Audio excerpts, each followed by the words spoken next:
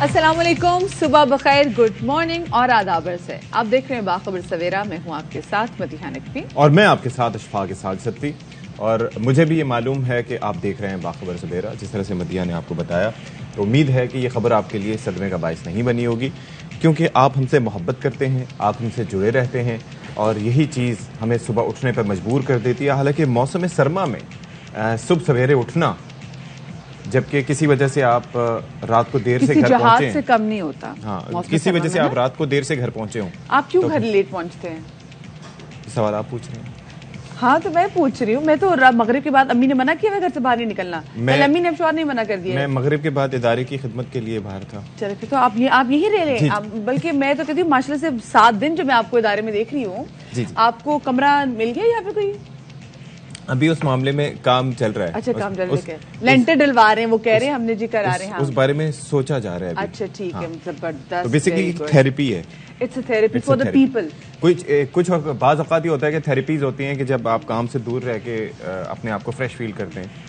बाज़ औक़ात वो थेरेपी जो है रिवर्स थेरेपी होती है, जब आप मुसलसल काम करके अपने आप को फ्रेश करने की कोशिश करते हैं। सती कौम के वसीतर मफाद में बहुत ज़्यादा ज़रूरी है, क्योंकि जिस तरीके से आप सुबह की मुस्कुराहटें बिखेरते हैं और लोगों से कहते हैं कि मुझे उम्मीद है कि इस वक्त सड़कों पर ट्रैफिक रुक गई होगी। तो एक तो ट्रैफिक पुलिस ने भी कहा कि जी हम चाहते हैं कि वीकेंड पे भी जरा ट्रैफिक बेहतर हो, तो अशफाक को बुलाएं आप। बिल्कुल बिल्कुल। तो फिर आपको पता है, फिर तो उस वक्त रुक जाएगी तो फिर क्या होगा, सोचे जरा। बस फिर मैं तो कहनी तबाही। अरे कल वो एकता डे भी मनाया गया था। एकता डे बेसिकली मनाया जाता है सिंध में सिंधी टोपी और अजरक के दिन की मुनासबत से, और वहाँ पर बड़ा जी कलरफुल मनाजिर हमने कराची की स्ट्रीट्स पे देखे। सिंधी टोपी, अजरक और मखसूस जो है वो सकाफती जो लिबास हैं पहने हुए ख़वातीन और मर्द वहाँ पर सड़कों पर मौजूद है। बड़ी प्यारी सेलिब्रेशन थी जो कल थ्रू आउट चलती थी। इस हवाले से बात भी करेंगे, लेकिन पहले टॉप स्टोरीज।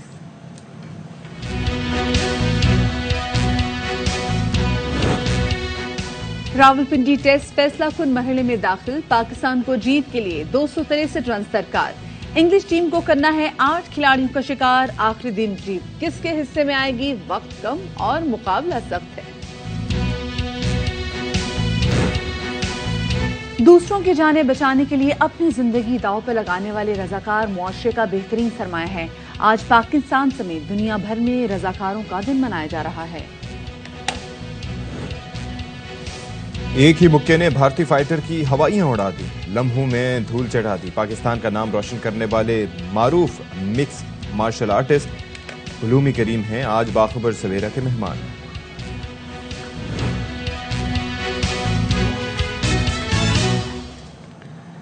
जी जनाब, तो शो के आगाज में सबसे पहले बात करेंगे कि मुस्लिम लीग नून के सरबराह मियां मोहम्मद नवाज शरीफ और उनकी बेटी मरियम नवाज के खिलाफ इल्जामात पर अब स्कॉटलैंड यार्ड जो है वो हम देखने के काफी मुतहरिक हो गया है।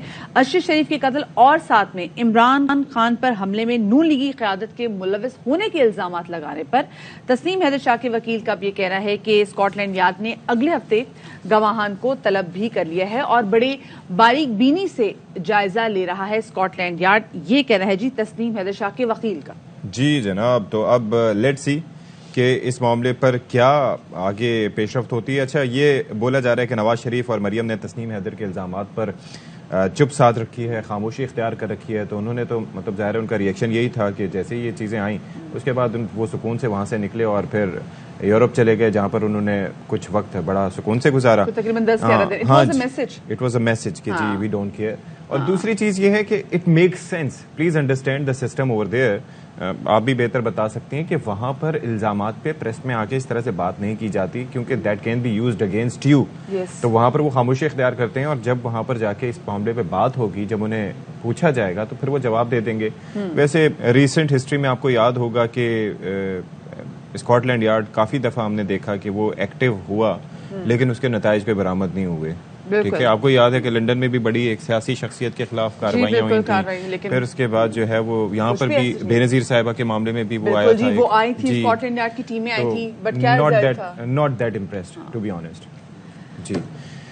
अच्छा जी, हमारे भाई, हमारे कोलीग, हमारे सीनियर दोस्त और एंकर पर्सन और हमारे शहीद साथी अरशद शरीफ साहब की रिहाइशगाह पर खुसूसी दुआ और कुरान खानी का एहतमाम किया गया था और मुख्तलिफ शोबों से ताल्लुक़ रखने वाले अफराद ने इसमें शिरकत की थी। अभी भी जब ये हम आपसे ये अल्फाज कहते हैं, जबकि 1 माह से ज़ायद का अरसा गुजर चुका है अरशद शरीफ साहब की इस दुनिया से रुखसत हुए, लेकिन फिर भी उनकी आवाज़, उनका अंदाज़ उनकी आवाज़ हमारे कानों में गूंजती है, उनका अंदाज़ हमारे आंखों के सामने घूम रहा होता है। तो बहरहाल ये इसाले सवाब के लिए ये कुरान ख्वानी की महफिल का एहतमाम किया गया था और दीगर मकातब फ़िक्र से ताल्लुक़ रखने वाले अफराद के साथ साथ सहाफ़ियों ने शिरकत की और उनके आखिरत में बुलंद दर्जात के लिए दुआ भी की गई। तो अल्लाह ताला जो है वो उनकी मग़फ़िरत फरमाए, उनके दर्जात को बुलंद करे। अच्छा जी, अब बात करें कि आज दुनिया भर में, आज अगर तारीख देखा जाए तो तारीख है 5 दिसंबर, और दुनिया भर में 5 तारीख को जो रेस्क्यूअर्स हैं, जो रज़ाकार होते हैं, उनको ट्रिब्यूट पेश करने की, उनकी खिदमात को सराहने का दिन मनाया जाता है। और इस दिन को मनाने का मकसद ये भी है कि ना सिर्फ ये कि हम इनको खराजे तहसीन पेश करें उन लोगों को जो कि अपनी जिंदगियों को दाव पे लगाकर दूसरी जानों को बचाते हैं, इंसानी जानों को मुकद्दम जानते हैं, अपनी जिंदगी को खतरे में डालकर उन लोगों को खराज तहसीन पेश किया जाए। इसके साथ साथ जो बाकी लोग हैं उनको भी इस कार्य खैर के लिए इनकरेज किया जाए। बिल्कुल जी, और ये दिस इज़ वेरी इंपॉर्टेंट, क्योंकि आप ये देखें कि रज़ाकार होने का मकसद ये है कि आप अपनी जान की परवाह ना करते हुए अपने दीगर जो काम काज जो कि आपकी ज़ात से मुताल्लिक हैं, आपके ख़ानदान से मुताल्लिक हैं, अहल खाना से मुताल्लिक हैं, उन पर इस चीज़ को फ़ौक़ियत देते हैं कि आप किसी की मदद कर सकें और उससे आपको किसी फ़ायदे के हुसूल की तमन्ना नहीं होती, बल्कि आपका मकसद होता है क्या, इंसानियत की खिदमत किसी भी तरीके से कर सकें। बिल्कुल जी। अच्छा जी, इसी दिन के हवाले से बात करेंगे। समाजी रहनुमा फैसल ईदी साहब हमारे साथ मौजूद हैं। ये कैसे हो सकता है कि जब इंसानी खिदमत के हवाले से हम बात करें और हम रज़ाकारों के हवाले से बात करें तो पाकिस्तान में जो सबसे बड़ा नेटवर्क है, जिसमें हम देख रहे हैं कि कितनी बड़ी तादाद में रेस्क्यूज मौजूद हैं, और स्पेसिफिकली अगर ईदी साहब को हम याद ना करें तो ऐसा हो ही नहीं सकता है कि एक ऐसा शख्स कि जिसने वो लाशें उठाई हैं जिनके अपने लोग जो हैं वो उनकी लाशें न उठाते थे, वो लोग जो कि लावारिस थे, जिनका कोई था ही नहीं, उनको भी जिन्होंने गुस्ल दे के दफनाया हो। ईदी साहब, हम उनकी फाउंडेशन के वाले से बात करेंगे। उनके बड़े साहबजादे फैसल ईदी साहब हमारे साथ मौजूद हैं। मौजूद होंगे अभी कुछ ही देर में, अभी कुछ देर में मौजूद होंगे। हाँ, तो अभी ज्वाइन करेंगे तो उनसे हम बात करेंगे। अच्छा साथ आ चुके हैं, चलें हमारे साथ मौजूद है फैसल ईदी साहब। फैसल ईदी साहब, बहुत शुक्रिया आपका, अपने बाखबर सवेरा को वक्त दिया। ये कहिएगा कि कितना ज़रूरी है कि पाकिस्तान, हमारा मुल्क, जिसे हम देखते हैं कि कुदरती आफात और बहुत सारी ऐसी मुश्किलात समहाउ दिन ब दिन बढ़ती चली जा रही हैं। सेहत को हमने देखा कि कोविड के हवाले से कितना बुरा टाइम आया था जो हमने फेस किया था, इसमें कितनी अहमियत है रज़ाकारों की? हाँ बिल्कुल, आपने सबसे पहले तो मैं आपका शुक्रिया अदा करूं कि आपने मुझे मौका दिया आपके प्रोग्राम में जो है वो बात करने का। रज़ाकारों की जो है वो इंसानी समाज में बहुत ज़्यादा ज़रूरत होती है, ख़ासकर हेल्थ में, एजुकेशन में, और फैमिली के जो बहुत सारे इश्यूज़ होते हैं उनको पाकिस्तान में रज़ाकार जो है वो देखते भी हैं, और उनकी थोड़ी हौसला अफजाई भी करनी चाहिए, और इससे जो है वो समाज में जो परेशानियाँ होती हैं उसमें कमी वाक़ई होती है, और जो है वो चीज़ों को बेहतर अंदाज में किया जा सकता है। अच्छा, तो अब ये बताइएगा कि जाहिर है कि हम देखते हैं कि आजकल के दौर में नफ्सा नफसी का आलम है और हर कोई अपनी सोचता है, क्योंकि जाहिर है कि मुआशी मसाइल बढ़ते चले जा रहे हैं हर किसी इंसान के लिए। ऐसे में कैसे राग़िब किया जा सकता है लोगों को इस जानिब कि वो रज़ाकार बने या फिर अपनी ज़ात से बढ़ के किसी दूसरे का सोच सकें? देखिए, जो मौजूदा रज़ाकार हैं हमें उनकी हौसला अफजाई करनी चाहिए, ख़ासकर जो कि लगन से और खुलूस से, दिल से जो है वो लोगों की खिदमत करते हैं और चाहते हैं कि जो है वो समाज जो है वो अपने अंदाज में अच्छे तरीके से चलता रहे। तो हमें उनकी हौसला अफजाई की ज़रूरत होती है, ख़ासकर जैसे हम तो चलो बड़े ऑर्गेनाइजेशन हैं और आप हमारी हौसला अफजाई करते रहते हैं, मीडिया करता है, सरकार करती है, लोग करते हैं, ऑर्गेनाइजेशंस करती हैं, लेकिन जो इलाकों के अंदर जो छोटे रज़ाकार होते हैं उनको फैसिलिटेट कराने की ज़रूरत है, उनकी हौसला अफजाई करने की ज़रूरत है, ताकि इनकी तादाद में इजाफा हो और हमें अच्छे से अच्छे जो है वो लीडरशिप मिले, और इन्हीं से ही अच्छी लीडरशिप उभरती है, जिससे जो है वो सोसाइटी में बहुत सारी तब्दीलियाँ आती हैं और डेवलपमेंट्स होती हैं। सही। मुझे फैसल ईदी साहब ये बताइएगा लोगों की आसानी के लिए, जो स्पेसिफिकली हमने हालात देखे हैं, कोविड के टाइम में हालात देखे हैं, अभी सैलाब आया तो उसने जितनी तबाहकारियाँ मचाई हैं वो भी हमने देखी हैं, जब बारिशें आई थी वो तमाम से सूरत हाल हमने देखी है। अगर ये रज़ाकार ना होते तो क्या सूरत हाल होती है? और स्पेसिफिकली फिर जैसे NGOs हैं, आपकी भी इतनी बड़ी NGO है, अगर ये रज़ाकार ना हो तो क्या इन तमाम तर चीजों का होना लोगों की जानों को बचाना मुमकिन हो पाएगा? देखें, जो है वो हुकूमत और रियासत अपनी ज़िम्मेदारी भी पूरी करती है और अपनी ताकत से लोगों की मदद करती है, लेकिन अगर रज़ाकार ना हो तो परेशानी बहुत बढ़ेगी और ये समाज का एक हिस्सा होता है। और ये आज से नहीं, सैकड़ों सालों से बल्कि हज़ारों सालों से जो है ये सिलसिला चल रहा है। इसको जो है वो अहमियत देने की ज़रूरत है, इसको जो है वो सिस्टमेटिक तरीके से चलाने की ज़रूरत है ताकि हमारे पास तादाद बहुत ज़्यादा हो और जो है सोसाइटी को बेहतर अंदाज में चलाने की।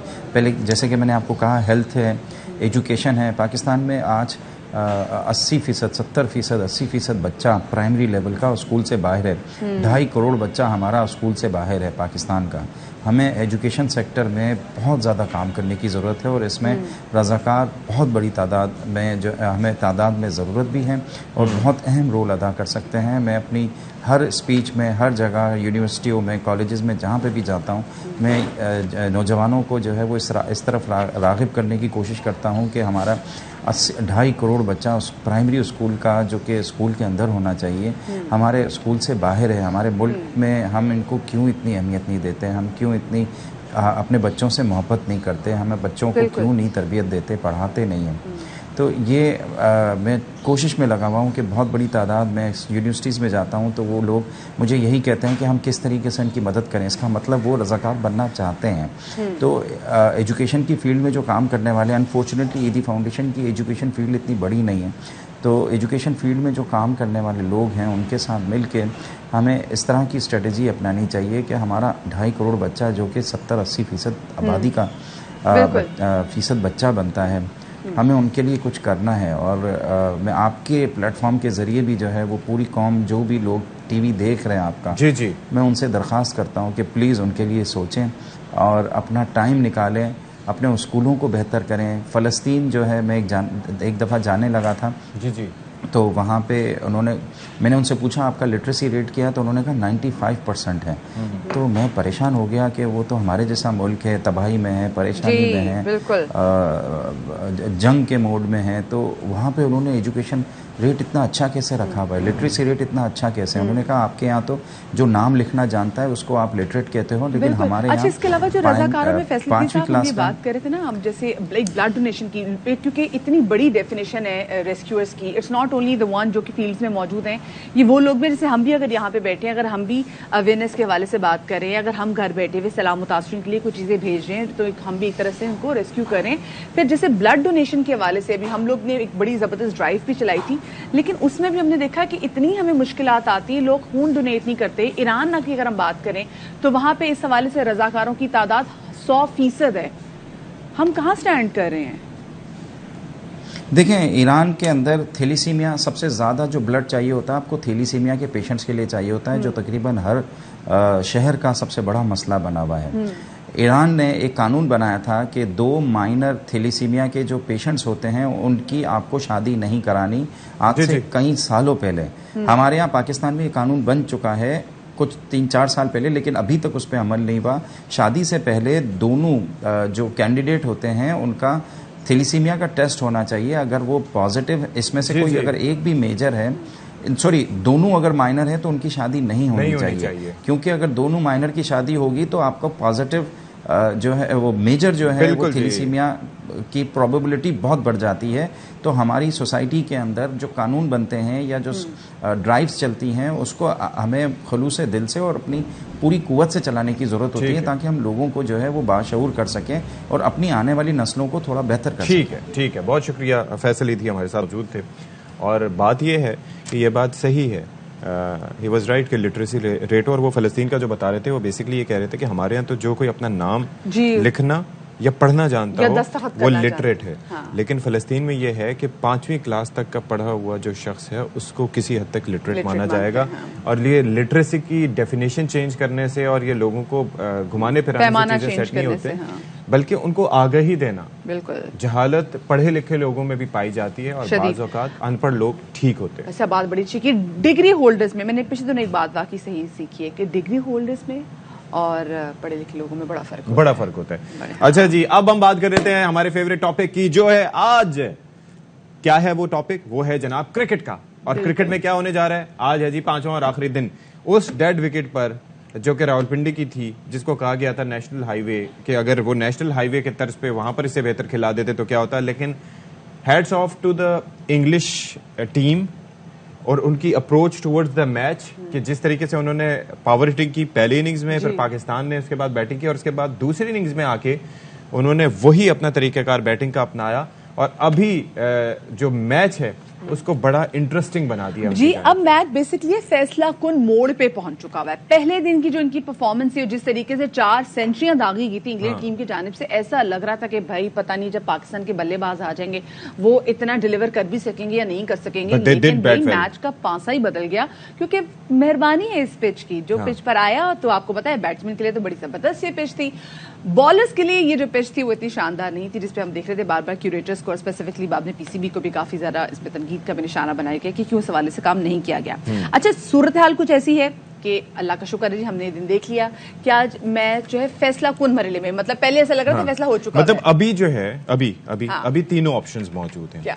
पहला ऑप्शन ये है कि पाकिस्तान जीत जाए, दूसरा ऑप्शन ये है कि इंग्लैंड जीत जाए और तीसरा ड्रॉ का भी ऑप्शन मौजूद है कि अगर पाकिस्तान बैटिंग करे और वो कर जाए तो that is the beauty of this game. And thanks to the English captain जिन्होंने कहा कि हम ये नहीं करेंगे कि भाई जाके जो है वो मैच को ड्रॉ करने की जाएंगे, बल्कि हम नतीजा खेज बनाने की जानिब जाएंगे। उन्होंने और जो रूट ने तो खब्बा भी बैटिंग की, उन्होंने लेफ्ट हैंडेड बैटिंग की, हालांकि प्लेज राइट हैंडेड, ओवर होके खेल रहे थे। हाँ जी, ओवर होके खेल रहे थे और तेज उन्होंने खेला। तेज खेलने के बाद उन्होंने जनाब 343 रन का गालिबन टारगेट दिया पाकिस्तान को जीतने के लिए। और अभी सिलसिला ये है कि पाकिस्तान ने 2 विकेटों के नुकसान पर, अच्छा उन्होंने क्या किया इस दफा? हो गया नहीं अभी नहीं, 10 बजे, क्योंकि आज तो है ना कि मामूला 43 और सऊद शकील 24 रन से इनिंग्स का आगाज। और आप ये देखें कि बाबर आजम आउट हो चुके हैं, अजहर अली रिटायर्ड हर्ट हैं, मतलब उनकी उंगली पे बॉल लग गई थी। अब वो करा रहे हैं मदिया नकवी शॉर्ट पिच बॉल हैं। शायद हाशमी नुमाइंदा खुसूसी बराए खेल हैं साढ़े नाल। शायद भाई सबसे पहले तो मैं तो खराजे तहसीन ही पेश कर रहा हूँ इस वक्त इंग्लिश टीम को फॉर व्हाट दे डिड। आपका क्या नुक्ता नजर है? एक बेजान मैच में जान डाल दी उन्होंने। बिल्कुल डिजर्व करते हैं वो इस क्रेडिट को। उन्होंने टेस्ट क्रिकेट को बिल्कुल एक नया रंग दे दिया, एंटरटेनमेंट दिए उन्होंने क्राउड को। और उनके असिस्टेंट कोच का लाए थे पॉल कॉलिंगवुड, तो उन्होंने कहा हम हारने से नहीं डरते, अगर पाकिस्तान रन बना लेगा तो वो डिजर्व करता है जीत के। तो ये एक नई थ्योरी लेके आए वो इंटरनेशनल क्रिकेट में, और टेस्ट क्रिकेट को बिल्कुल उन्होंने एक तरह से नया रंग दे दिया, नया फ्लेवर दे दिया। और आप जिस तरह कह रहे थे कि 3 ऑप्शन है, मेरे हिसाब से 4 ऑप्शन है। एक ऑप्शन टाई कभी होता है, दोनों टीमों के स्कोर बराबर हो जाए और आखिरी विकेट गिर जाए। हाँ जी, हाँ जी। अच्छा, ये test cricket test match tie हुए हैं। हाँ, मैं तो मोस्ट लाइकली ऑप्शंस की बात कर रहा था, लेकिन आप तो हुजूरे वाला, आपकी क्या ही बात। अच्छा हाशमी साहब, बताइए कि क्या आपको चांसेस लग रहे हैं कि क्या शाहीन पहला टेस्ट मैच जो है वो अपने नाम कर लेगी? देखिए मुश्किल जरूर है 263 रन आखिरी दिन में, आखिरी पिच पे बनाना, आखिरी दिन की पिच पे। लेकिन ये पिच में ज्यादा ना तो टर्न है ना ज्यादा लो हो रही है, थोड़ी थोड़ी टर्न है, थोड़ी थोड़ी लो हो रही है। और मत भूलिए बाबर आजम बहुत लकी कप्तान चल रहे हैं, रमीज राजा बहुत लकी पीसीबी के चेयरमैन चल रहे हैं। पाकिस्तान की टीम जिस तरह T20 वर्ल्ड कप में कहां से आई और जीत गई, और मतलब फाइनल तक पहुंची और फाइनल आ गई। इसी तरह एशिया कप में पाकिस्तान के साथ हुआ कि नसीम शाह ने आखिरी ओवर में 2 छक्के लगाकर पाकिस्तान को जितवा दिए। तो लकी बहुत है, लक उनके साथ है, लेकिन उनकी अपनी परफॉर्मेंस में लक क्यों नहीं नजर आ रही हाशमी साहब? मतलब ठीक है हम देख रहे हैं कि बाबर की लक चल रही है as a captain, but Babar की एज अ बल्लेबाज लक नहीं नजर आ रही। नहीं, सेंचुरी की तो है पहली, तो नहीं। एक सेंचुरी में बाकी सारी चीजें भूल जाए उनकी। कल जब वो बैटिंग करने के लिए आए तो मुझे बड़ी हैरानी हुई कि बाबर आजम जैसा वर्ल्ड क्लास बैट्समैन नर्वस दिखाई दे रहा था। 1-2 बॉलें वो बीट हुए, एक चौका लगा के उन्होंने थोड़ी सी अपनी नर्वसनेस में कमी की। लेकिन बेन स्टोक्स की उस गेंद पर जिस पर वो आउट हुए, वो आउट होने वाली गेंद नहीं थी। थोड़ा सा डर कर वो पीछे हटे और उसको थर्ड मैन की तरफ खेलना चाहते थे, तो कॉट बिहाइंड हो गए। उन्हें पता था कि वो आउट है, बेन स्टोक्स को नहीं पता था। कीपर ऑली पॉप को पता था कि वो आउट हो गए, और उन्होंने जब उछल कर सेलिब्रेट किया तब बेन स्टोक्स को पता चला कि भाई ये तो बल्ले से इनसाइड एज लग के गई है। तो कल बाबर थोड़ा नर्वस लग रहे थे, ऐसा बाबर आजम है नहीं। हाँ। क्यों आखिर ऐसे क्यों? मतलब एक इनिंग्स में सेंचुरी के बाद फिर तो कॉन्फिडेंस लेवल काफी हाई होना चाहिए। बहुत ही अच्छी है, जो ज्यादा अच्छे बैट्समैन है उनके लिए भी अच्छी साबित हो, तो फिर बाबर आजम जैसे बल्लेबाज क्यों नर्वसनेस का शिकार हो गए? इसीलिए मैं कह रहा हूँ कि मुझे बड़ी हैरानी हुई कि जब वो आए क्रीज पर, तो या तो अजहर अली जब इंजर्ड हुए तो बाबर आजम सुकून से बैठे होंगे ड्रेसिंग रूम में कि अभी मेरी बारी थोड़ी या तो आज आएगी या कल आएगी, एकदम अनएक्सपेक्टेड जैसे क्रीज पर अराइवल होते हैं। लेकिन बाबर आजम जैसे बैट्समैन से, क्योंकि अजहर अली की तो अपनी जगह, लेकिन Abdullah has been very consistent, अगर देखा जाए तो इतनी जल्दी विकेट गंवाते नहीं है। बुरा शॉट मारता। अच्छा, Azhar Ali will he be playing today sir? Will he B batting? Team management ने बताया कि वो बैटिंग करने के लिए आएंगे। अच्छा। बड़े सीनियर बैट्समैन है, उनका करियर भी एक तरह से समझे कि आप डामाडोल हो रहा है। अगर वो इस टेस्ट मैच में पाकिस्तान को बचाने में नाकाम रहे तो शायद मुल्तान टेस्ट में उनको इंक्लूड ना करें, इसलिए कि हमारे पास बैकअप में शान मसूद भी बैठे हैं जो बड़े बड़े रन बना रहे हैं इंटरनेशनल क्रिकेट में भी, डोमेस्टिक क्रिकेट में। बिल्कुल बिल्कुल बिल्कुल सही, ठीक है। बहुत शुक्रिया जी। शाहिद हाशमी साहब मौजूद थे, नुमाइंदा खुसूसी बराए खेल, इस वक्त रावलपिंडी स्टेडियम में मौजूद है और अब से थोड़ी देर बाद मैच भी शुरू हो जाएगा। तो सब ये दुआ करें कि आज का मैच पाकिस्तान के नाम हो जाए, और हो सकता है, क्यों नहीं हो सकता, इंशाल्लाह। हो सकता है ना। ब्रेक ले लेते हैं, ब्रेक के बाद हाजिर हो सकता है ना।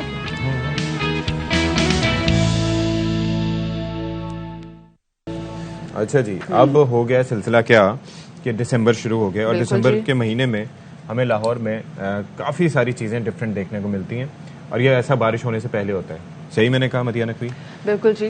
कि सर्दी होती है और उसके अंदर अजीब सी एक फीलिंग होती है, एक खुन की कुछ ज़्यादा होती है, और पहले फॉग आती है और फिर उसके बाद आहिस्ता आहिस्ता स्मॉग भी उसकी साथी बन के आना लेकिन शुरू हो नहीं, जाती है। स्मॉग तो आपको पता है कि लाहौर में पहले से आ जाती है। स्मॉग लाहौर में आ जाती है अक्टूबर से, क्योंकि जब फसलों की कटाई हो रही होती है तो उस टाइम मैंने देखा है कि फैसलाबाद, लाहौर में और पंजाब के वो एरियाज जहाँ पे एग्रीकल्चर लैंड बिल्कुल साथ है, वहाँ पे स्मॉग की शिकायत होती है। और भारत से ना भी जो सिर्फ आती है। लाहौर में, एग्जैक्टली दिल्ली से भी जो होती है, वहाँ पे सिचुएशन भी से वर्स्ट होती है। स्मॉग की सिचुएशन अभी दिल्ली भी देख रहा है, और लाहौर भी, और फैसलाबाद भी, जो सात मुल्का के इलाके हैं, वो भी इसको फेस करें। अच्छा, अब मसला ये कि जैसे सर्दियाँ आती हैं तो फॉग भी बढ़ने लग जाती है, और फिर मसला ये होता है कि लोग नहीं पहचान पाते कि क्या ये स्मॉग है या ये फॉग है। हाँ, स्मॉग में पता चलने लग जाता है जब आपसे सांस लेना मुश्किल हो जाता है, आपकी आंखों में जलन होती है और आपके गले में तकलीफ होना शुरू हो जाती है, आपको बोलने में प्रॉब्लम होने लग जाती है। तो ये स्मॉग की एक डिफरेंस है जो बता सकते हैं। और फॉग में आपको आइडिया हो जाता है कि ठंड है, तो वो उसकी वजह से आपकी विजिबिलिटी और जाहिर है कि उसके अंदर,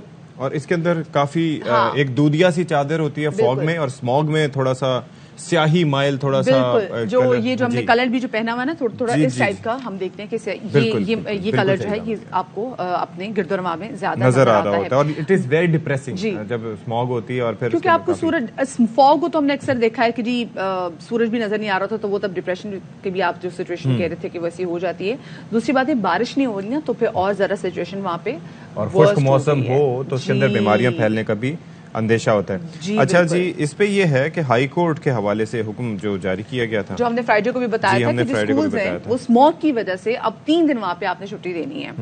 ठीक है, तो इस पे ख्वाजा रमजान मजीद हमें मजीद बता रहे हैं जी, तो बताइएगा ख्वाजा साहब जी। Good morning. बागों के शहर लाहौर में और सुबह के वक्त के मौसम की अगर बात की जाए तो सुबह सवेरे धुंध का शदीद राज है। धुंध की वजह से जो अहम शाहराएं हैं लाहौर की, वहां पर हद निगाह 0 से 200 मीटर तक रह चुकी है, और इसी तरह से मोटरवे के तमाम तर सेक्शंस को तमाम तर ट्रैफिक के लिए बंद कर दिया गया है। M2 को लाहौर से कोट मोहम्मद तक, और M3 को लाहौर से मुल्तान तक, और इसी तरह से लाहौर से सियालकोट मोटरवे को तमाम तर ट्रैफिक के लिए बंद किया गया है। और मोटरवे तर्जमान का ये कहना है कि रोड यूज़र मुतबादिल रास्ता GT रोड इख्तियार करें, और दौरान सफ़र फोग लाइट्स का इस्तेमाल करें, और गैर ज़रूरी सफ़र से इजतनाब करें। और शहर लाहौर की अगर बात की जाए तो शहर लाहौर में गुज़श्ता 3 माह से धुंध तो अभी शुरू हुई है, लेकिन गुज़श्ता 3 माह से स्मोक का राज है। स्मोक की वजह से शहरियों को शदीद अजियत में मुब्तला होना पड़ रहा है। मुतअद्दिद बीमारियां जो हैं वो जन्म लेना शुरू हो चुकी हैं। सांस लेने में दुश्वारी, आंखों में जलन और इस तरह की बीमारियां पैदा हो रही हैं। स्पेशली जो बाइक यूजर्स हैं उनके लिए शहर में बाइक चलाना बिल्कुल मुश्किल हो चुका है। तहम महकमा मौसमियात का भी ये कहना है कि आइंदा चंद रोज़ तक मौसम इसी तरह से सर्द और खुश्क रहेगा और धुंध का सिलसिला बरकरार रहेगा, और धुंध और स्मोक अगर मिल जाता है तो शहरियों के लिए मजीद अजियत का बायस होता है। और इसीलिए ज़िला इंतज़ामिया को चाहिए कि वो सख्त से सख्त कार्रवाइयाँ करें इनके खिलाफ। बिल्कुल जी, यहाँ तो ज़िला इंतज़ामिया को चाहिए कि वो सख्त से सख्त कार्रवाइयाँ करे। उन एग्रीकल्चर जो स्पेसिफिकली हमने देखा है कि जहाँ पे फसलें जलाई जाती हैं, जो फसलों का जो एंड में रह जाता है, रिमेनिंग जलाई जाती हैं, वो ना करें ताकि स्मॉग ना। लेकिन जो फॉग हो जाती है इसमें हमने देखा है कि लाहौर की जो पुलिस है, जो पुलिस का महकमा है, ट्रैफिक पुलिस का महकमा है, उन्होंने बड़े जबरदस्त किस्म के इनिशिएटिव्स लिए और हमेशा हमने जब भी देखा है कि लाहौर में फॉग आती है तो लाहौर की ट्रैफिक पुलिस पहले से ही अहकामात भी जारी कर देती है ताकि आप किसी भी मुमकिन हादसे से बच सकें। अच्छा जी, प्रिवेंटिव मेजर्स लेना बहुत जरूरी है, तो इसी पर बात कर लेते हैं। City traffic police officer doctor Asad Malhi साहब हमारे साथ मौजूद हैं। बहुत शुक्रिया जी, and a very good morning to you जी।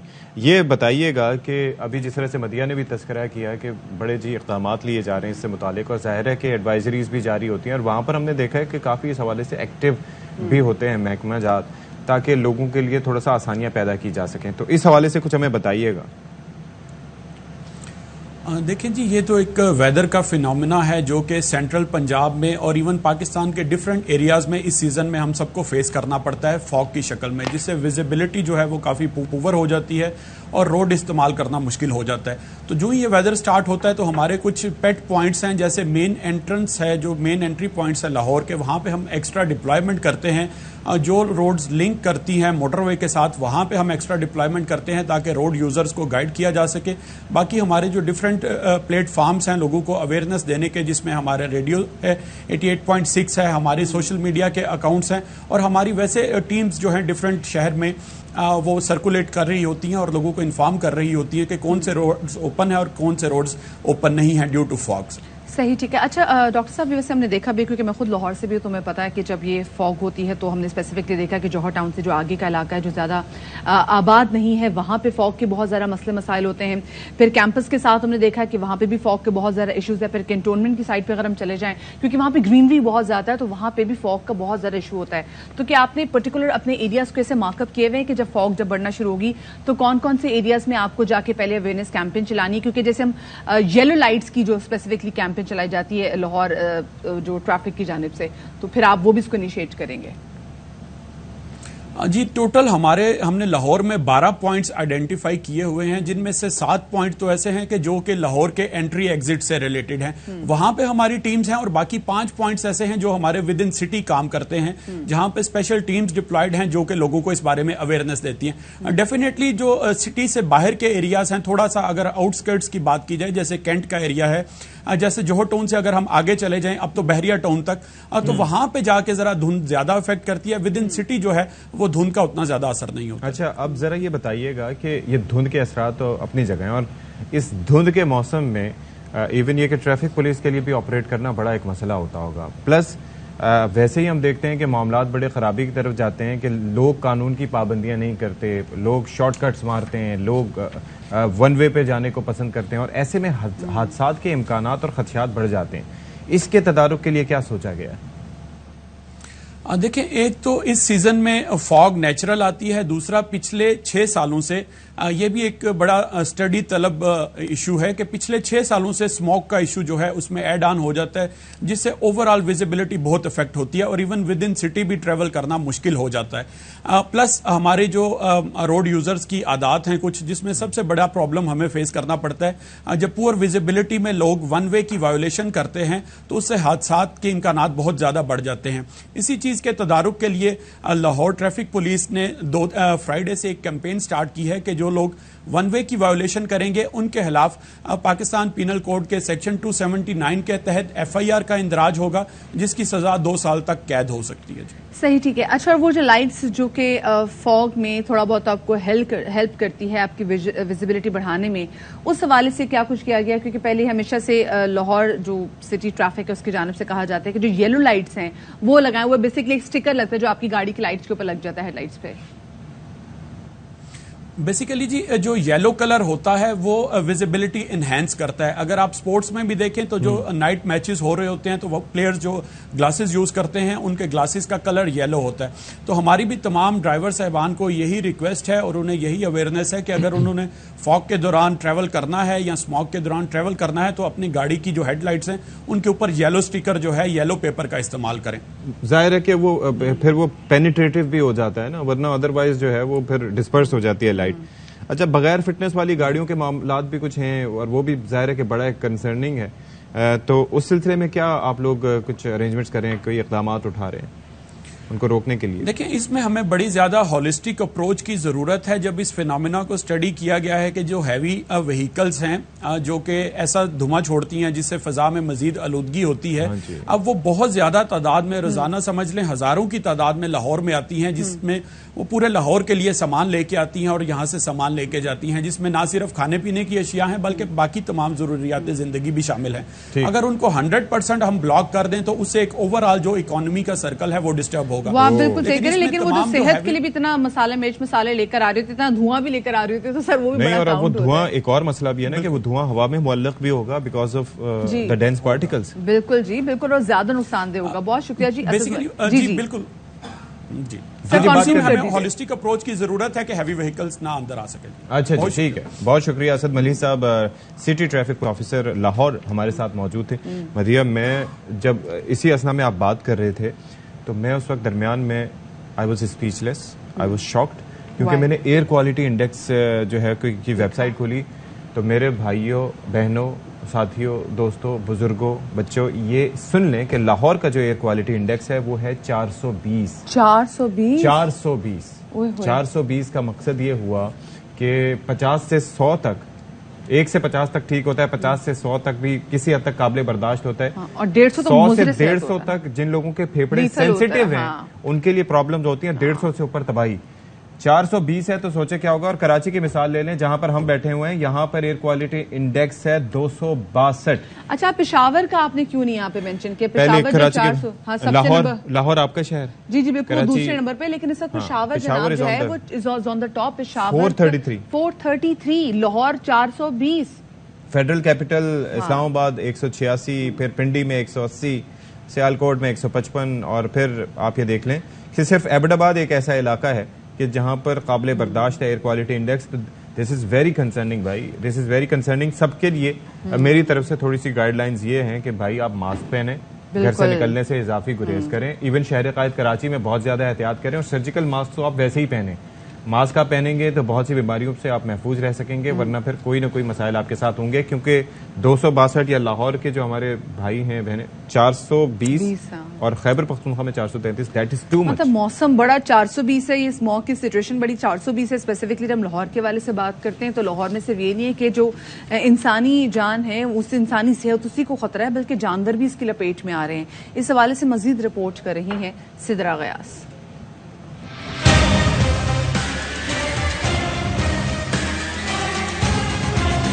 शहरियों की तरह चिड़ियाघर के जानवर भी स्मोक के मुज़र सेहत असरात की जद में हैं। जहरीली हवा की वजह से जानवर भी नाक, गला, आंखों में चुभन और फेफड़ों की बीमारियों का शिकार हो सकते हैं।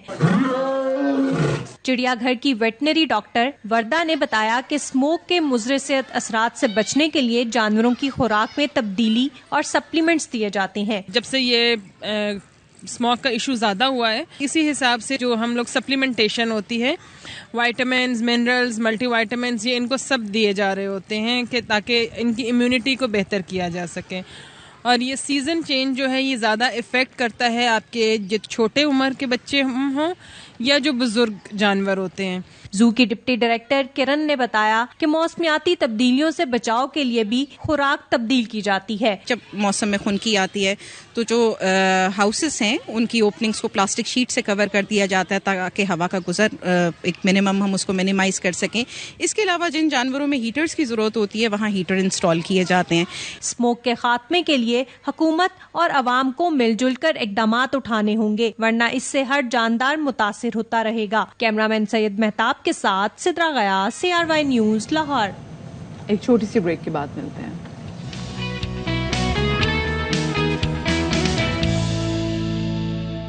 जी जनाब, तो welcome back after the break. Dubai में मुनक्किद हुई जनाब मैट्रिक्स फाइट नाइट, और इसके जो प्रमोशन के जो ओनर हैं दैट इज भारत के, आपको पता है टाइगर श्रॉफ हीरो, सब लोग उनको फॉलो करते हैं उनकी फिटनेस की वजह से, उनके मसल्स की वजह से, और उनकी वालिदा, तो ये बेसिकली उसको ओन करती हैं। अच्छा, इनका एक कॉम्पिटिशन हुआ दुबई में, हो गया। अब इनको था कि इनका बंदा है तो वो तो जीतेगा, पर ना ना ना ना हुआ ऐसा नहीं। हमारे MMA फाइट जनाब अलूमी करीम वो यहाँ पर मौजूद थे, उन्होंने ऐसा मुक्का मारा उनके पता जो सामने आया था वो कोच था टाइगर श्रॉफ का। अच्छा, ओहो ऐसा मुक्का मारा वो भाई साहब खड़े नहीं हुए।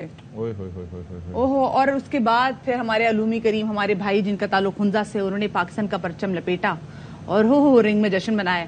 मैं तो कहनी है बल्ले भी बल्ले थे शाबाश। पूछेंगे जरा उनसे कि ये किस वजह से उन्होंने वहां पर किसको इशारे कर रहे थे, किसको बुला रहे थे कि अब तुम भी आ जाओ यहाँ पर जरा ऑक्टागन में या इस तरह के जो भी जो सर्कल है इसमें, तो यहाँ पर आके फाइट करो। तो गुफ्तगू के लिए हमारे साथ मौजूद हैं फखरे Pakistan Ulumi Karim. Ulumi, thank you so much for being with us भाई। तो ये tell us more about this fight के ये हुआ क्या, क्योंकि हमने कुछ पहले के क्लिप्स भी देखे थे जब वो अपनी ख्वाहिशात का इजहार कर रहे थे आपके ओपोनेंट के ये करना है, मैंने इस तरीके से करना है। फिर व्हाट हैपेंड आफ्टरवर्ड्स? बेसिकली एक इसके ऊपर काफ़ी सोशल मीडिया के ऊपर मीम्स भी बनना शुरू हो गए। वो कहता है 23 साल की भूख थी मुझे इसकी। तो उनको काफ़ी टाइम से था कि he wanted to fight a Pakistani fighter. तो उस बात को बहुत प्रमोट कर रहे थे कि मुझे 23 साल की भूख है। He was right. देखें प्लीज गलत ना लें आप लोग। 23 साल की भूख थी, उलूमी ने खाना सर्व किया, उसके बाद ही slept like a baby. Oh my god, कैलुला किया उन्होंने। तो this is exactly what happened. और सोशल मीडिया पे भी ऐसा ही जो है ना लोगों ने रिस्पांस दिया है। सो या उन्होंने बोला कि जो है he is hungry for the belt, लेकिन सिंस ही मिस्ड वेट, तो बेसिकली हम 61.3 किलो हमारा फाइट वेट था। तो वो किलो सवा किलो जो है ना वेट मिस कर दिया उन्होंने। ही कुडंट मेक वेट, तो ही लॉस्ट द बेल्ट पहले ही, तो he was out of title contention. हां ठीक है। तो उसके बाद when I accepted the fight, तो कोच ने बोला कि यार व्हाई डिड यू, क्योंकि एवरी सिंगल 100 ग्राम जो है वो इट मेक्स अ डिफरेंस। और आपको पता है इंटरनेशनली तो मिलियंस ऑफ डॉलर्स का आपको वो पेनल्टी पड़ती है बड़ी फाइट आपके फाइट पर्स के ऊपर। एग्जैक्टली आपको जो ना परसेंटेज वो पड़ता है। तो कोच ने मुझे बोला कि why did you accept the fight. मैंने कहा no problem coach, first we take the money then we take the belt. जीतना तो उसने वैसे भी नहीं है, I know this for a fact, तो लेट्स गेट बोथ। फिर अल्हम्दुलिल्लाह बाकी रिजल्ट आपके सामने। अच्छा उलूमी, एक चीज ये है कि since I follow the boxing and the MMA and all the contact sports, इसमें होता ये है कि one punch can change everything. Exactly. I mean, अगर सही जगह पड़ जाए तो। Look at the fight between Kamaru Usman and the other one, you know, Leon Edwards. He was winning the fight, and he just landed one kick and it was over. इसी तरीके से भाई किसी भी फाइट में वो आप वो घुटना, मैसवेडल का घुटना जो उसको पड़ा था बेन एस्क्रिन को, या इस तरह की कई चीजें होती हैं। तो ये आपके जहन में ये खतरा तो होता है कि बॉक्सिंग में तो चलो ये है कि गिर गए तो 8 काउंट मिल जाएगा या इस तरीके से मिल जाएगा, इसमें चांसेस नहीं होते। बिल्कुल। तो it is very risky, don't you think? It goes both ways. हमारे पास अगर चांस नहीं है तो like it happened in the fight, उनके पास भी चांस नहीं होता। I know that there is always a 50-50 chance. या तो हम जबान बोलते हैं या वो मारेगा या मैं मारूंगा। तो obviously whoever is well prepared, whoever is better prepared, they will take, क्योंकि उसके अंदर आपके पास रिकवर करने का चांस भी नहीं होता, टाइम नहीं है। We have to finish the fight. जिस तरह मेरी फाइट में हुआ कि I threw one punch, the only punch that I threw it landed, और अल्हम्दुलिल्लाह it landed clean flush. The guy fell. मुझे फील हुआ कि बाकी जो मैंने 5 मुक्के मारे थे were unnecessary, but the ref hadn't stopped me, so I had to do it, so it was super necessary. सही। Yeah, like Masvidal said.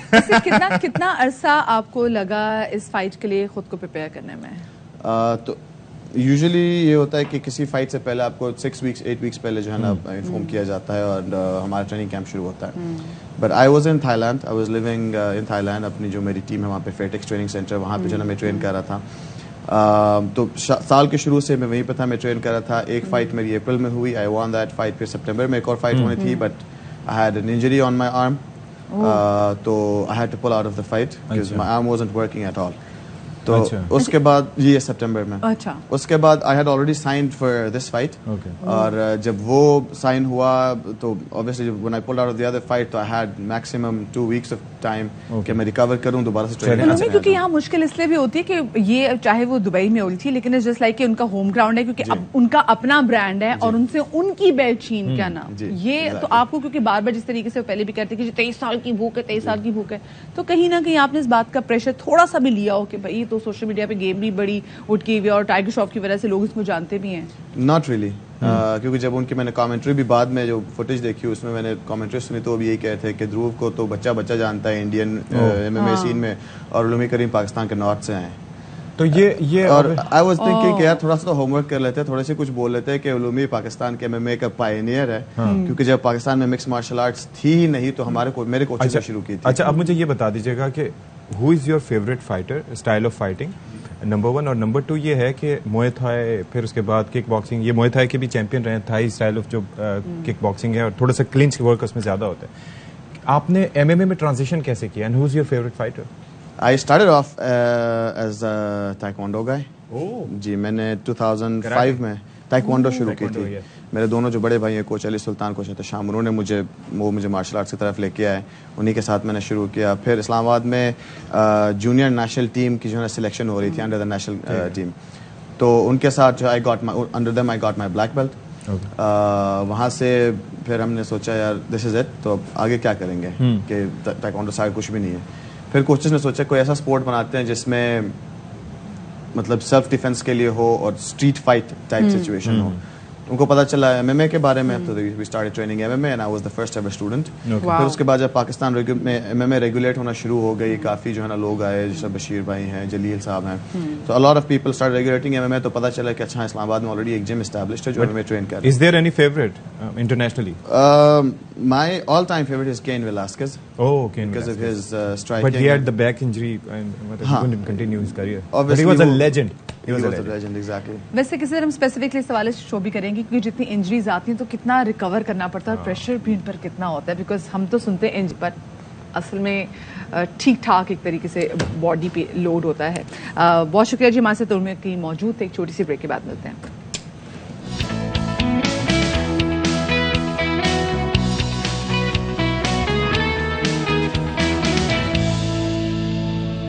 जी जनाब, बाखबर सवेरा में एक बार फिर से खैर मकदम आपका। मैं हूं आपके साथ, आपका जाना माना और पहचाना शफाक इसहाक सिप्ती। मेरे साथ मौजूद हैं निस्बतन गैर मारूफ सैयदा मरिया ज़हरा नकवी। मेरे इस बयान में कोई सदाकत नहीं है, लेकिन फिर भी कहते कहते आप लोगों को आदत पड़ेगी। अच्छा जी, सती साहब मुझे बताएं, मैच शुरू हो गया? ओह यस, इंटरेस्टिंग अभी मैं चेक करता हूं। या मुझे बताएं मैच शुरू हो गया, क्योंकि देखिए मैंने ना अपनी तवक्कुआत आपको पता है वाबस्ता में कर लेती हूँ, पगली सी हूँ मैं। जब भी पाकिस्तान क्रिकेट का कोई भी मैच हो रहा था ना, चाहे वो T20 हो, चाहे वनडे हो या फिर टेस्ट, इजाफी बना लिए हैं। 9 इजाफी हमने बना लिए। अब 254 रन चाहिए। 254 मतलब 54। Oh wow, yes. Is it in Pothohari 54? Yes, Pothohari में 54। हाँ, तो ये ठीक है, है। तो हम रे लगाना जरूरी समझते हैं। अच्छा चले ठीक है जी। चले अब मैच की भी साथ साथ में अपडेट देते हैं। मैच की अपडेट ये है कि सऊद शकील साहब 28 रन पे बैटिंग कर रहे हैं, और इमामुल हक साहब जो हैं वो 48 रन पे बैटिंग कर रहे हैं। Imamul Haq has been very consistent, और मतलब ये सेंचुरी बनाएगा आज लड़का, मैं आपको बता रही हूं। इंशाल्लाह जी सेंचुरी बनाएगा। हाँ जी। तो बाकी ये है कि इधर मैच की ये तैयारियां हैं, उधर दूसरा मैच चल रहा है, वो भी टेस्ट मैच चल रहा है। तो बस परवेज इलाही साहब ने तो कह दिया है कि एक आवाज आएगी तो मैं असम्बलियां तोड़ दूंगा। लेकिन ऐसा टेस्ट मैच चल रहा है कि विदिन, देखिए एक तरफ हम पीडीएम जमातों को देख रहे हैं, फिर दूसरी तरफ देख रहे हैं कि इमरान खान साहब जो ऑपोजिशन में भी, इमरान खान साहब का एक तरह से इत्तेहाद है, देखते हैं काफी के साथ। ऐसा लगता है मैच खेलते खेलते ना दोबारा से अपनी विकेटें अलग करके बैठ जाते हैं बहुत सारी चीजों में। नहीं मतलब हाँ कह सकते हैं, क्योंकि बयानिया इतना डिफरेंट है ना बहुत सारी चीजों को लेके। 8 या 9 नशिस्तों के साथ he is the chief minister of Punjab, आबादी के लिहाज से पाकिस्तान का सबसे बड़े सूबे का। लेकिन अगर और इवन ये है कि अगर वो 8-9 नशिस्तें ना हो ना, तो फिर वो हुकूमत भी ना हो ना, और फिर अगर वो परवेज चौधरी शुजात हुसैन ना हो तो फिर फेडरल गवर्नमेंट भी ना हो ना। ओह बिल्कुल सही बात की। चले जी टॉप स्टोरीज पे नजर डाल लेते हैं।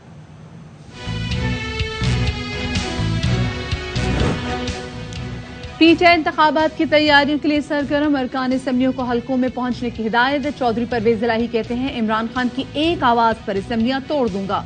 मुस्तकबिल में सियासी सफर अब खान साहब के साथ है। साबिक वजीर आजम यूसुफ रजा गिलानी कहते हैं कि इमरान खान असम्बलियां तोड़ने का रिस्क नहीं लेंगे। उन्हें गलत फहमी है कि इलेक्शन हुए तो 2/3 अक्सरियत मिलेगी, आइंदा भी मखलूत हुकूमत बनेगी।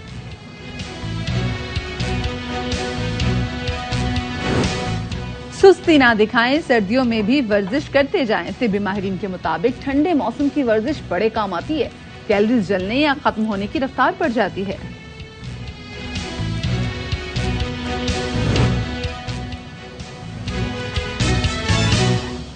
चलें जी, तो खान साहब की जानिब से हिदायत आ गई हैं अरकान असम्बली के लिए, ठीक है। तो फवाद चौधरी साहब ने अपने ट्वीट में लिखा कि पीडीएम इंतखाबात से भागती रही तो वक्त ज़ाया किए बगैर पंजाब और केपी की सूबाई असम्बली में इलेक्शन करवा देंगे। अच्छा जी, बात असल में ये है कि अब इमरान खान साहब ने कह दिया है अपने जितने भी एमपीज हैं कि वापस अपने हलकों की तरफ जाएं और आप लोग अपनी इलेक्शन कैंपेन शुरू कर दें, क्योंकि ये कहा जा रहा है ना कि अगर वो पंजाब में और खैबर पख्तूनख्वा में जो हुकूमत अपनी डिसॉल्व कर देते हैं तो फिर वहां पे दोबारा से इलेक्शन होंगे। तो इमरान खान साहब ने कहा ठीक है कि जाके तैयारियां करना शुरू करो।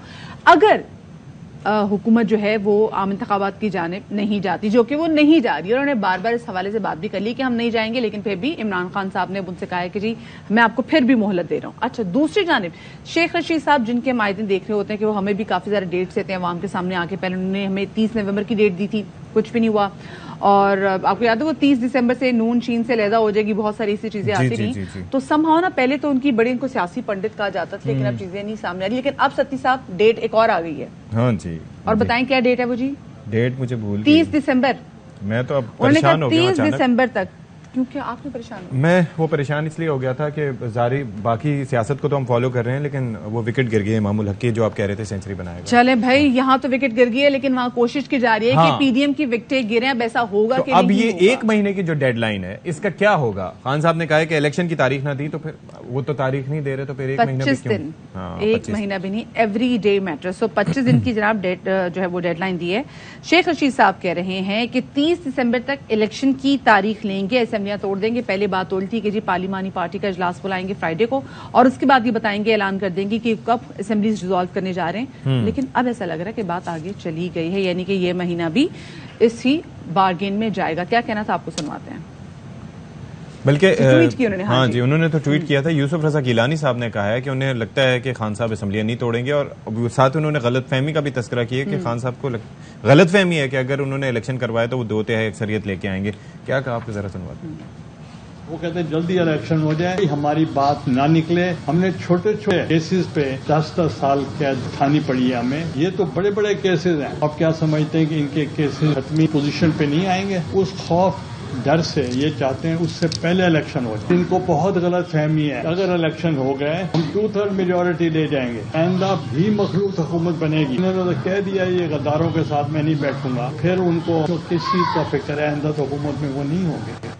अच्छा, गिलानी साहब ने कहा कि जो वजीर आला एक FIR दर्ज नहीं करा सका वो असेंबलियां क्या तोड़ेगा। दूसरी जानिब हम ये भी देख रहे हैं कि मुस्लिम लीग नून के अहम रहनुमा साद रफीक साहब, क्योंकि हम पिछले दिनों से देख रहे हैं कि इमरान खान साहब की कुछ स्टेटमेंट्स आ रही हैं, तो उनके जवाब में साद रफीक साहब ने कहा कि जब तक वो अहम जो तैनाती, जो वो अहम शख्सियत थी वो रिटायर्ड नहीं हुई, तब तक तो आपकी जबान बंद थी। लेकिन जैसे ही वो रिटायर्ड हुए तो आपने कहा कि गलती थी, और अगर आपने गलती की ही थी तो आपने दोबारा एक्सटेंशन की उनको ऑफर क्यों की थी? परवेज इलाही साहब का मौक़िफ़ भी जरा पेश किए देते हैं। वो कहते हैं कि जाते जाते अल्लाह ने हमारा रास्ता तब्दील कर दिया, हमें रास्ता दिखाने के लिए अल्लाह ने बाजवा साहब को भेजा। बाजवा साहब ने कहा कि आपका और आपके दोस्तों का रास्ता इमरान खान के साथ है। क्या बात है। आप भी चाहे नवाज शरीफ वापस तो कोई फर्क नहीं पड़ेगा, खान साहब सच्चे आदमी हैं, झूठ नहीं बोलते। और साथ में कहा कि खान साहब जिस दिन कहेंगे कि असेंबली तोड़ दो तो आवाज आएगी यहाँ से कि असेंबली टूट गई है। हाँ। अच्छा, इसी वाले से बात करेंगे। हमारे साथ मौजूद है सीनियर तज्जियाकार प्रोग्राम द रिपोर्टर्स के एंकर पर्सन चौधरी गुलाम हुसैन साहब, उनको शामिल गुफ्तगू करेंगे। चौधरी साहब, बहुत शुक्रिया आपका, आपने बाखबर सवेरा को वक्त दिया। Very good morning and very good morning. Chaudhry साहब, ये कहिएगा, हम देख रहे हैं कि कितना एडमायर करते हैं परवेज इलाही साहब इमरान खान साहब को, और वो ये भी कहते हैं कि वो जो आइंदा का जो उनका सियासी सफर है वो इमरान खान साहब के साथ वो देखते हैं। लेकिन यहां पर हम देख रहे हैं कि एक अहम शख्सियत को लेकर, जिनको पिछले दिनों हम देख रहे हैं इमरान खान साहब समहाउ कभी बहुत तनकीद का निशाना बनाते हैं, फिर कभी कुछ कहते हैं, कभी कुछ कहते हैं। उस हवाले से मुनस इलाही साहब और परवेज इलाही साहब का जो बयानिए है वो यकसर मुख्तलिफ है। तो ऐसे में आपको लगता है कि इनकी अच्छी निभ पाएगी? नहीं, अभी तक तो निभ रही है। असल में दोनों की मजबूरी है ना। क्या सर? दोनों के बेवफाओं ने यकजा हाँ, पूरा शेर क्या था? क्या आप बताएं। मुझे तो सर डब्बे में केक वाला वो आता है शेर, आप सुना दें। मैंने कहा वो पुराना एक शेर है ना किसी का। क्या सर? कि भी ना मैं आपके वो था ना वो आप मेरे लिए थे, लेकिन दोनों के बेवफाओं ने हमें इकट्ठा कर दिया। ओए होए होए होए। तो इस शेर में बेवफा कौन है सर? बस सारे ही। मैं तो वैसे वो अभी खास कल परवेज इलाही साहब, मैं वो झूठ नहीं बोलते, फला नहीं बोलते। हाँ। मेरी तो हर एक पर रिजर्वेशन है। अच्छा।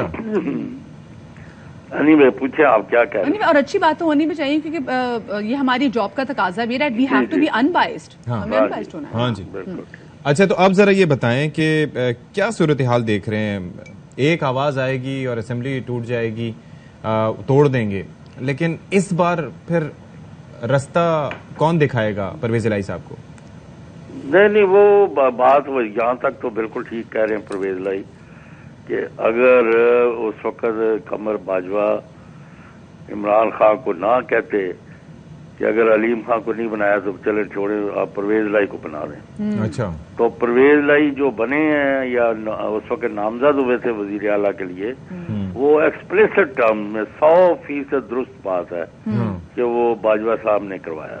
अच्छा, खान साहब तो वो अपनी सुई जो है आज भी बुजदार से इधर उधर करने को तैयार नहीं।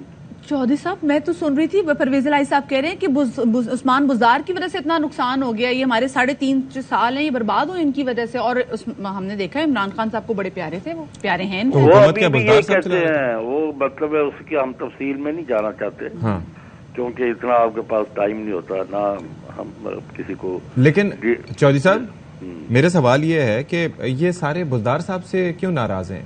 आप ही नाराज है यार, उसके पल्ले कुछ नहीं है, बेड़ा गर्क कर दिया खान साहब का सारी पार्टी को। ये तो अल्लाह ताला ने जब यानी इनकी गवर्नमेंट अज़्म इस्तेमाल से हटी है 9 अप्रैल को, उसके बाद अल्लाह पाक ने कोई खास कर्म किया, किसी की दुआ सुन ली है तो लोगों ने लगा कि इमरान खान के साथ ज्यादती होगी, ये सारी कौम एक दिन के अंदर निकल आई और उनके साथ खड़ी होगी। वरना इसने तो बुज़दार ने तो इमरान खान का भट्टा बिठा दिया, ना कुछ सियासी छोड़ा ना कोई, और 200 रुपए लेके ये डीसी और कमिश्नर और आईजी और पुलिस सब जो तकर्रियां हो रही थी पैसे लूट मार कर करके हो रही थी। अच्छा, क्या बताएं आप? लेकिन वो बुज़दार साहब कर रहे थे, ये सती पूछना चाह रहे हैं कि हुकूमत वो चला रहे थे।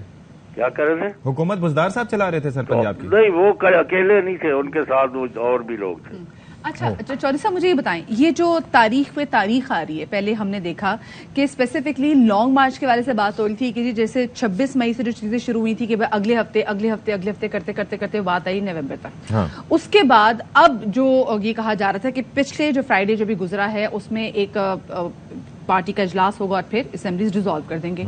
लेकिन अब शेख रशीद साहब कह रहे जी 30 दिसंबर तक का वक्त आ गया, तो ये किससे बार्गेन करना चाह रहे हैं, ये आप किससे कहना चाह रहे हैं? असल में इमरान खान और पीटीआई और शेख रशीद और ये सारे चाहते हैं कि डेट तय हो जाए इलेक्शन की। जी जी, ख्वाह मई की हो जाए, ख्वाह मई की हो जाए, हाँ अप्रैल की हो जाए। अच्छा, मार्च में ये चाहते हैं लेकिन वो कहते हैं मई की हो जाए, अप्रैल की हो जाए, यानी ईद के बाद की हो जाए। अच्छा, और उसके बाद ये अपना वो काम करें, बाकी हुकूमतें भी करें और उसके मुताबिक इलेक्शन हो जाए। वो चाहते हैं कि हमने अक्टूबर में भी नहीं कराने, उसके बाद भी 1 साल अगर मौका मिले तो हम। लेकिन मरियम औरंगजेब ने लिखा तो था कि अक्टूबर 2023 इनके जवाब में। नहीं, वो बनती है ना 13 अगस्त को असेंबली की मुद्दत खत्म होती है ना, फिर तो मैं और बात कर रहा हूँ, उनको तो सूट नहीं करता कि वो कहते 1 साल जो बढ़ा सकते हैं ना आइन के तहत वो भी बढ़ा लें। अच्छा, ये सूरत इलेक्शन ना कराए, वो उनकी बढ़के और बातों पर ना जाए, उनके पल्ले कुछ नहीं, वोट उनको लोगों ने नहीं देने और दे नो इट। अच्छा, मुझे एक बात बताएं चौधरी साहब, ये खान साहब जो अभी भी पैगामात भेज रहे हैं कि जी अब तो हमारी भी मकबूलियत बढ़ गई है और देखें जी भुट्टो की मकबूलियत से भी ज्यादा हमारी मकबूलियत थी, तो ये अब जो पैगामात भेज रहे हैं तो ये पैगामात डिलीवर हो रहे हैं अब? नहीं, वो सदर साहब को इन्होंने इख्तियार दिया हुआ, मैं मिला 2 दिन पहले प्रेसिडेंट साहब से। नहीं तो पैगामात भेज किसको रहे हैं? वो सियासतदानों को भेज रहे हैं? प्रेसिडेंट साहब जो है वो बातचीत कर रहे हैं। किससे? हाँ, हुकूमत से। भैया सदर है ना, वो सारा काम तो सरकार का मतलब उन्हीं के नाम पर होता है ना। ओके ओके ओके ओके, ठीक जी। लेकिन वो पैगाम आज पब्लिकली भी दे रहे हैं। इमरान खान को तो कोई बिगड़ नहीं ना रहा, उनका तो यानी मतलब है हर दिन बढ़ता है, उनकी मकबूलियत में इजाफा हो रहा है। लेकिन मुल्क का वो कहते हैं इकॉनमी बैठ गई है और ये कुछ कर सके नहीं है, तो इसलिए मुल्क के लिए बेहतर है कि एक स्टेबल स्ट्रॉन्ग गवर्नमेंट आ जाए 5 साल के, ताकि उसको सख्त डिसीजंस जो लेने हों वो ले सके। बट ये बात सही कह रहे हैं। More like the political game, जिस तरीके से हम देख रहे हैं कि अभी भी स्पेसिफिकली जो तारीख बढ़ा दी है असेंबली रिजॉल्व करने की, तो उसमें अगर मुल्क का ख्याल हो तो बात है ना कि तो पहले जो करना उसी वक्त कर दें। मतलब ये असेंबलीज आपने अगले दिन कर देते, ये तो तभी कर देनी चाहिए थी, मतलब जब मुझ जैसा बंदा भी बैठ के हम लोग यहाँ पे बैठ के बात करें। नहीं, आप बात सिर्फ सुन ले दोबारा। हाँ जी, इससे भी वो बनेंगे, वो कहेंगे हम बैठे हुए हैं, इधर इलेक्शन हो रहे हैं, अब सूबों में इलेक्शन हो के 5-5 साल के लिए असेंबलियां बैठ जाए, फर्ज करे ये दोनों टूट जाती जी जी वहां वो बैठी रहेगी, और जब उसके इलेक्शन होंगे तो सूबों में इनकी हुकूमतें होंगे, क्योंकि ये मुदाखलत कर रहे हैं, ये इलेक्शन दाखिली करेंगे, जी ये सर, करेंगे जी वो, और कई पंजाबी च रंडी रोना प्यार रहेगा।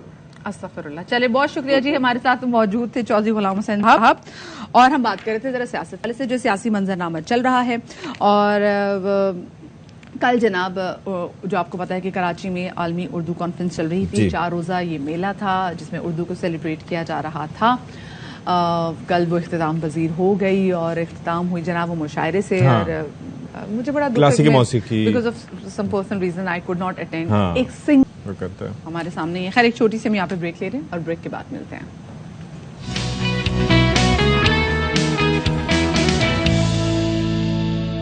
जी जनाब, एक बार फिर से हम आपके सामने, और अब जो हमारा सेगमेंट है वो ना सियासत से मुतालिक है ना मौसम से मुतालिक है, वो है मौसम से आपकी मुतालिक है, मौसम से मुतालिक है। मैं चला जाऊं यहाँ से? नहीं आप जाने, मैं अभी आपको भेजूंगी शो के बाद।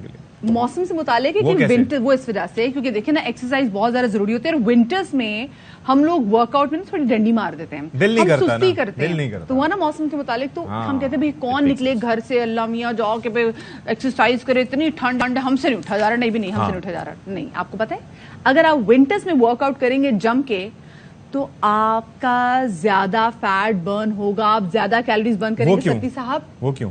क्योंकि कहते हैं कि जो आपकी हार्ट रेट होती है ना विंटर में थोड़ी सी कम होती है, और जब हम ज्यादा एनर्जी लगा के कार्डियो में आ रहे होते हैं ओके तो आप सोचिए कितनी। लेकिन मसला ये है कि बाहर जाएं तो कैसे जाएं? एक तो मसला ये है कि एयर क्वालिटी इंडेक्स आपको पता है कराची का मैंने बता दिया कि 262, लाहौर का 420 और पेशावर का खैबर पख्तूनख्वा क्या हम इसके आदी नहीं है? आप तो सती ऐसे बातें करें जैसे हमारी तो फिजा हमेशा से बहुत पाक, लेकिन हर गुजरते दिन हमारे फेफड़ों के लिए कमाल और बेस्ट रही, हर गुजरते दिन के साथ खराब होती जा रही है ना, ये एक मसला है क्योंकि आबादी भी बढ़ी है, फिर जो है ना इस तरीके से। तो खैर इंडोर एक्सरसाइजेज भी हो सकती हैं, और उसमें बहुत से खेल हैं, टेनिस, स्क्वॉश और बैडमिंटन। अच्छा, उससे भी ज्यादा इंडोर भी एक्सरसाइज हो सकती हैं, एक जगह खड़े खड़े भी एक्सरसाइज हो सकती है। तो कैसे हो सकती है?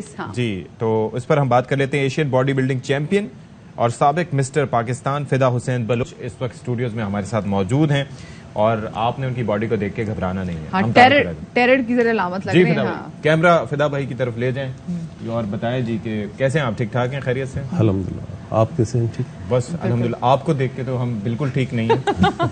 बल्कि मैं तो ना सोच रही हूँ कि आइंदा मुझसे किसी ने पंगा लेना तो मैं इनकी जरा तस्वीर दिखा दूंगी। जरा फिदा भाई जरा अपना मसल तो दिखाएं पहले, इससे पहले हम गुफ्तगू शुरू करें। ओ मेरे खुदाया, देख लिया आपने? और दूसरे वाले भी दिखाएं जरा। चलो भाई, अच्छा मेरे थाई के भी मसल्स इतने नहीं है। बाइसेप्स के भाई क्या हुआ?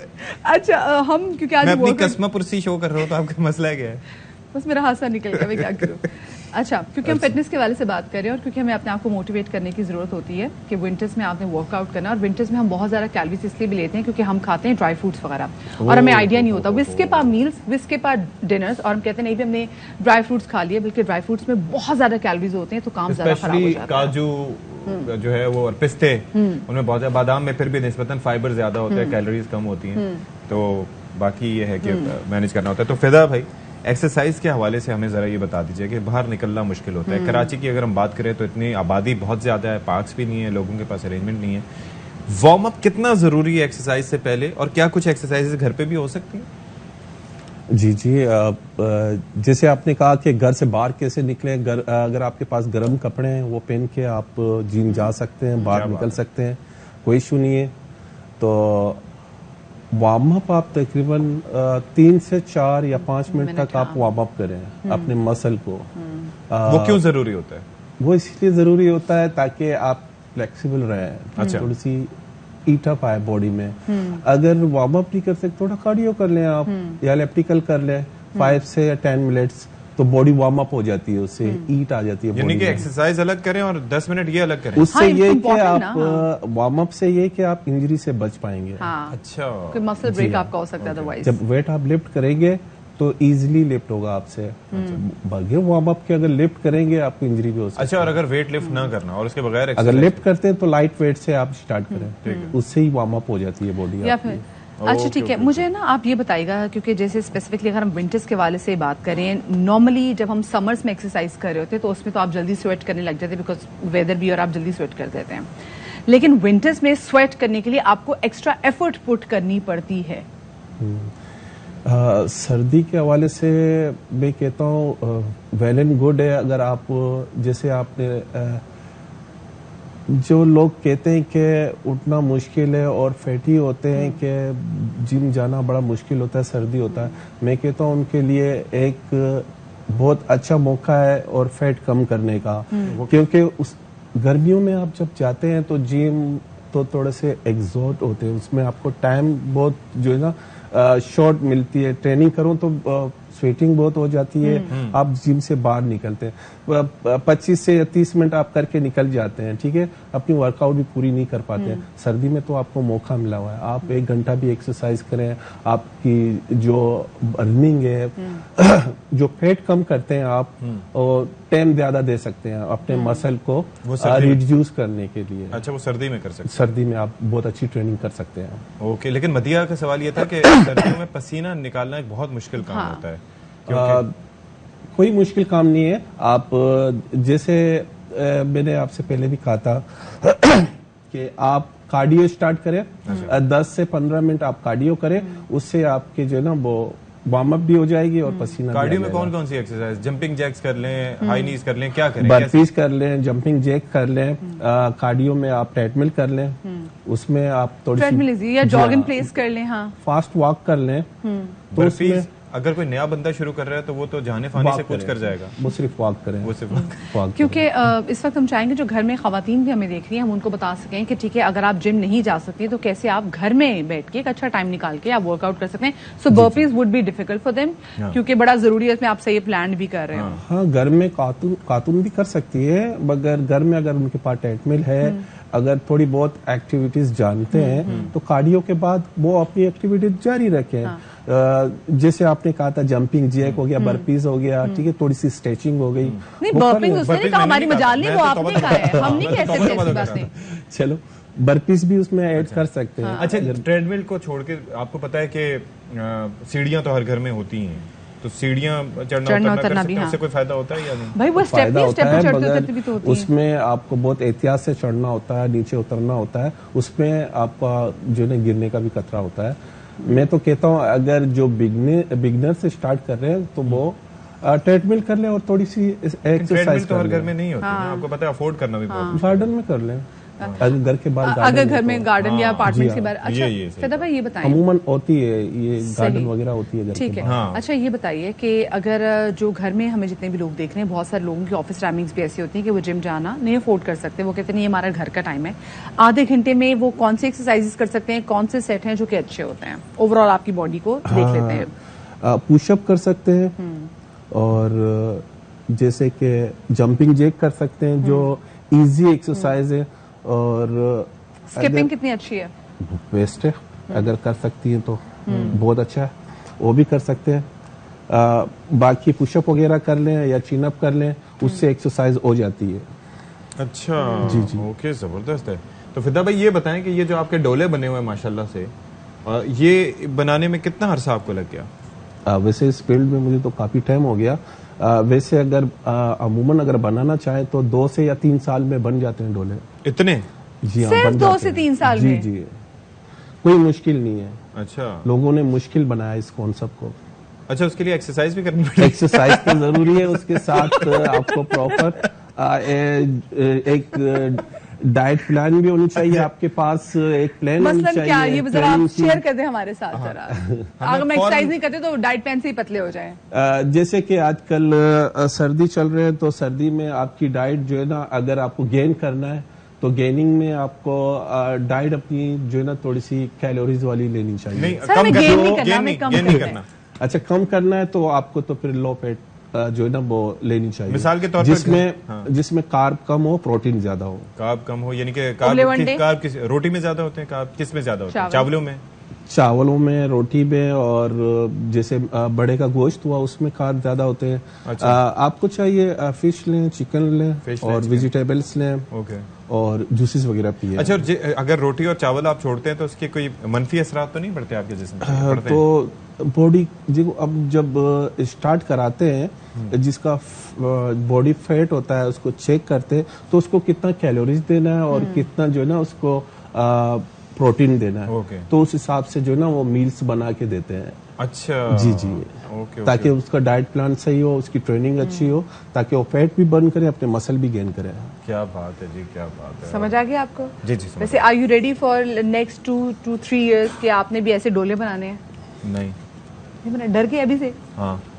कोई मैं तो कहता हूँ, मैं इनको दावत देता हूँ कि मेरे पास आ जाए, मैं इनको ट्रेन करूँ, इनके डोले भी ये तो बाखबर सवेरा में फिदा हुसैन बलोच साहब ने आप लोगों के सामने अभी, हाँ जी, तकरीबन 10:44 पे सत्ती साहब को फ्रॉम कोटली सतला इनको कह दिया है कि आपने सतिया माफ कीजिएगा, कह दिया है कि जी आप आए मेरे पास, इनकी डोले भी बना देंगे इंशाल्लाह जी। नेक्स्ट ईयर आप चेंज होंगे यहाँ पे, जब नेक्स्ट ईयर ये चेंज होंगे। ओह यस, मैं उसके बाद स्लीवलेस शर्ट्स पहन के बैठा करूंगा शो, अगर आपकी इजाजत होगी तो बहरहाल बहुत शुक्रिया फिदा भाई कि आप तशरीफ लाए। आई एम श्योर कि इनके सजेशन जो है वो बड़े फायदेमंद होंगे और लोगों ने काफी कुछ होगा।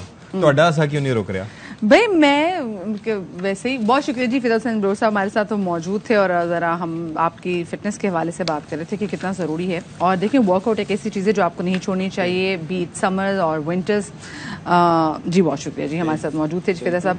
सो अच्छा, अब जी नेक्स्ट आपको पता है क्योंकि सर्दियों का मौसम है, तो सर्दियों के मौसम की डिफरेंट सौगात होती है। नहीं, मैं सोन हलवे की बात नहीं करी, मैं हलवा जात की बात नहीं करी, उस हवाले से भी आपके साथ कितना आयरनी हो ना कि हम फिटनेस के बाद फौरन हलवे की बात अगर करेंगे। देखो सत्ती, मैं हलवे की बात नहीं करना चाह रही। हाँ। उनने फिश की बात की थी। हाँ हाँ, क्या बात। तो फिश सौगात है ना। क्या और कराची में कहाँ सबसे जबरदस्त टिप टॉप किस्म की फिश मिल रही है फिशरीज इस हवाले से? अच्छा, पकी हुई चांद नवाब हमें बता रहे हैं। क्या बात है। ब्रेक लेते हैं, चांद नवाब की इस खूबसूरत रिपोर्ट के बाद हमारे साथ में।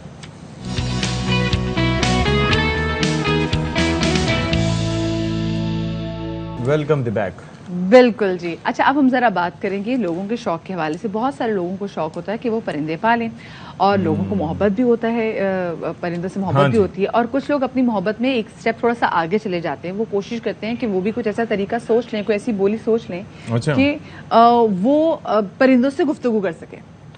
हाँ, जो लोग परिंदों को पालते हैं उनकी कोशिश होती है कि वो कोई ऐसी बोली सीख लें। तो एक ऐसे ही शख्स से मुलाकात करवाने जा रहे हैं टंडोयार में हमारे नुमाइंदे अमानुल्लाह खोकर। अच्छा, कितनी जबरदस्त बात हो कि वो परिंदे अपनी बात कर रहे हो और ये अपनी जो उनकी आवाजें निकाल रहे हैं ये भी वही बात कर रहे हो और क्लैश हो जाए किसी से, समझ कैसे आएगा कि परिंदे बोले मैं ये तो कह रहा था। हाँ तुम भी वही बात कर रहे हो, लेकिन सिर्फ परिंदा नहीं, वो दूसरे जानवर जैसे बिल्ली और मज है उसकी भी जरा बोली है जानते हैं। अच्छा जी, नेक्स्ट हमारे पास क्या है जी? नेक्स्ट जी, खानपुर में होने वाले एक सकाफती मेले के हवाले से एक रिपोर्ट है जो कि फयाज बलोच ने तैयार की है, वो आपके साथ शेयर करते हैं।